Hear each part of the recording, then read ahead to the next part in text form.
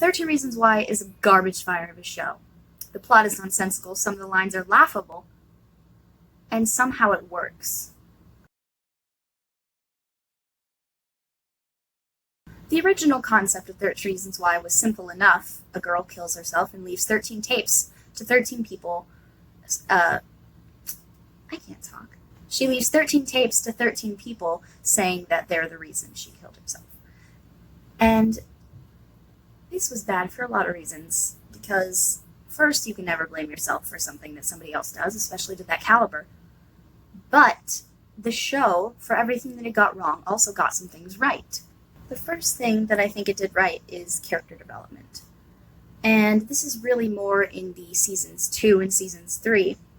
But even in season 1, it was still there. Because in season 1, a lot of the reason I think a lot of people didn't like it is because it was really hard to sympathize with any of the characters. Because most of them, with the exception of Clay, were introduced to us through the tape. So we automatically have this idea in our head that, oh, they did something bad to Hannah. So we automatically have a bias against the characters. And Clay, who's the protagonist of the entire show, we're supposed to sympathize with him, but he does a lot of weird, irrational things that make us say, what the hell? And so that makes it really hard to get engaged with the show because you really don't like any of the characters. But treating the show, or treating the characters like they're just all bad people, is doing the show a huge disservice, because that's not the message that the show is sending. It's not sending a message that basically all teenagers are bad. It's showing that nothing is black and white. It's that we can't judge people on our preconceptions of them, because a majority of the people on the tapes aren't bad people. They just made bad decisions, because we all make bad decisions. And if we're only judged on one bad decision that we make, then the world's going to be a steamy dumpster fire, because we've all made terrible decisions. Because as the season progresses, we do see some of the characters start to become better people and realize what they did was wrong. But the reason it doesn't feel very satisfying to us as the viewer at the end of only season 1 is because we don't really get to see the payoff of the character development, because we see that they're better people at the end of the season, but it doesn't go anywhere. Like, we don't get to see, oh, they became a better person, but we just have to take the show's word for it. So that's why I think a season 2 was good for the show, because it shows the characters as better people and, navigating the world as new people and continuing to become better. And by the season 3, there are characters like Jessica, Justin, Tyler. In season 1, I hated them, and I was like, you know what? Why would I like these characters? They're terrible. But now in season 3, they're my favorites. The next thing I like about 13 Reasons Why is that it rewards people for sticking around and paying attention.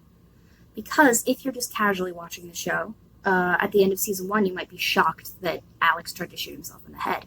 But then if you go rewatch, you actually see that the signs were there. The way he was just reckless all the time, the way he was just sort of apathetic as everything was crumbling around. He's like, whatever, let it crumble. And when you watch it, you think, how did I miss that? But the truth is, you weren't paying attention. You were paying attention to Hannah's story because that was what was in the front.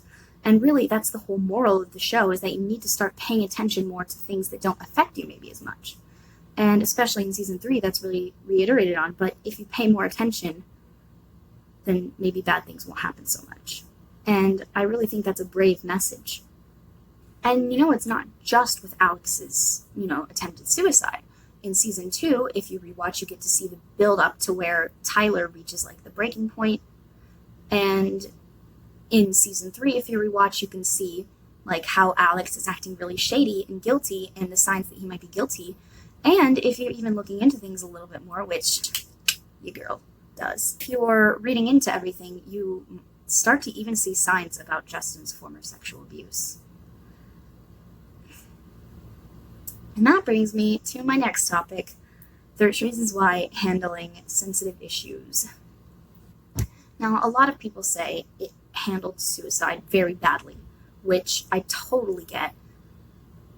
But there were some other issues that it did handle with a lot of tact and grace.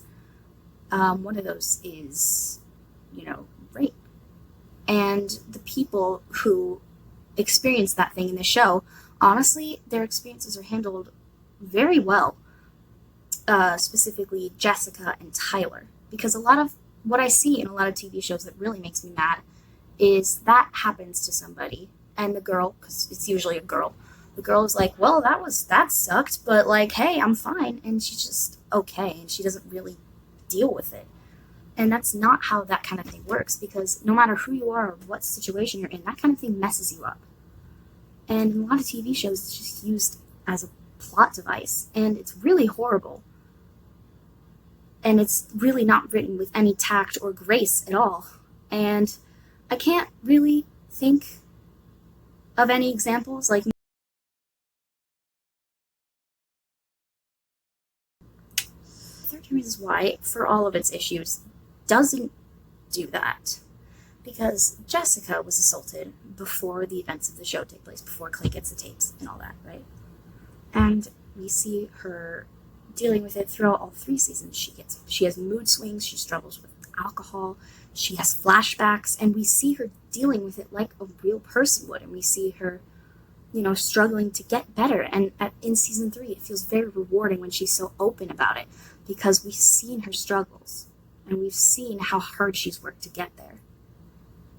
And Tyler, after he was assaulted, we see he won't let people touch him, he won't use the school bathrooms, and we see him have flashbacks also, and it just feels very authentic, and it feels like a real person dealing with a real issue instead of just writers throwing it in for shock value. Because that 13 Reasons Why doesn't really do shock value, and if it does, they deal with the issues tactfully, and they deal with it like real issues, even if it is just for shock value. And I really appreciate it because it draws attention to a lot of issues that people might not know. And, a lot of people were shocked about what happened to Tyler, but the truth is, it's the kind of thing is really common with guys. People don't really expect it. And, kudos to 13 Reasons Why for doing that kind of thing, honestly. And the last thing is that I've sort of mentioned this before, but the people in 13 Reasons Why feel like they're real people. Like, everyone has their strengths and their weaknesses and their flaws, and even the good characters still do bad things, because we all do bad things. And even the characters who are absolutely horrible, like, they still feel like humans, like, they still feel like they're real people. Like, Bryce and Monty, they are horrible characters. They're terrible people, and I will never, ever forgive them. But there are times where you can sympathize with their situation. Even if you hate them and they're bad people, you can still feel for what they're going through. And they feel like real people. And it's, honestly, I think that's, like the writers have balls for doing that. Because, like, even terrible people are still people. And they have real issues. And they're not just, I am a bad, abusive person, and you don't like me. Because that's just boring to watch. Alright, that's Ash Emerald in defense of 13 Reasons Why. I'll see you later, my homosexuals. Bye.